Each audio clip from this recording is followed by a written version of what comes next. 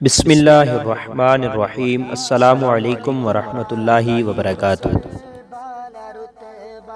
غیر مسلم استنجا کے عمل کو دیکھ کر مسلمان ہو گیا۔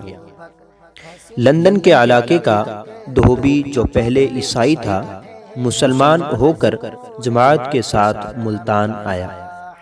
میں اس کے کافی قریب ہوا تو باتوں باتوں میں اس نے اسلام لانے کی وجہ خود ہی بتلا دی۔ کیونکہ وہ دھوبی تھا، اس لیے اس کے پاس مسلمانوں اور غیر مسلموں کی پینٹیں آیا کرتی تھی۔ دونوں پینٹوں میں اس نے نمایاں فرق پایا۔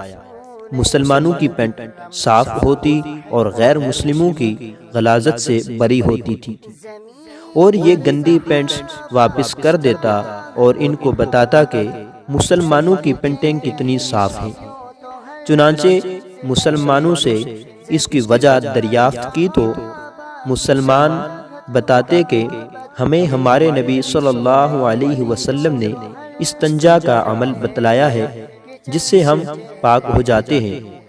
دھوبی کہنے لگا کہ ہمارے مذہب میں کوئی ایسی بات نہ تھی اور پادری بھی نہیں جانتے تھے۔ چنانچہ اللہ تعالی نے نبی اکرم صلی اللہ علیہ وسلم کی محبت میرے دل میں ڈال دی کہ مسلمانوں کے نبی نے کتنا مکمل ضابطۂ حیات حتیٰ کہ پاک ہونے کا طریقہ بھی بتلایا ہے، جس کی وجہ سے میں مسلمان ہو گیا۔ ملتان کی ایک جماعت انگلستان 7 ماہ کے لیے گئی، وہاں مسلمانوں سے ملاقاتیں کی، اور اس دوران ایک پادری نے ان کو کافی پریشان کیا کہ مسلمان پاک ہونے کے لیے پانی استعمال کرتے ہیں، جو ہمارے علاقے میں بہت قیمتی ہے، اور یہ کام تو ٹیشو پیپر سے بھی ہو جاتا ہے۔ جماعت والوں نے اس پادری کو سمجھانے کی بہت کوشش کی کہ ٹیشو پیپر سے انسان پاک نہیں ہوتا، اور پانی خود پاک ہے اور پاک کرنے والا ہے۔ اس چیز کو پادری نہیں مان رہا تھا اور جماعت والوں کو تنگ کر رہا تھا۔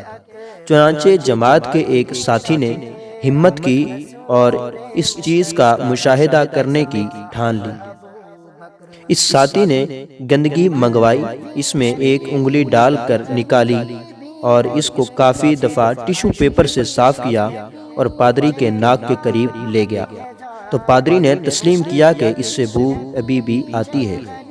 پھر اس نے دوبارہ انگلی گندگی میں ڈال کر نکالی اور اس کو پانی سے خوب دھویا اور پادری کے ناک کے قریب لے گیا تو پادری نے خود بتایا کہ اب اس سے بو نہیں آتی۔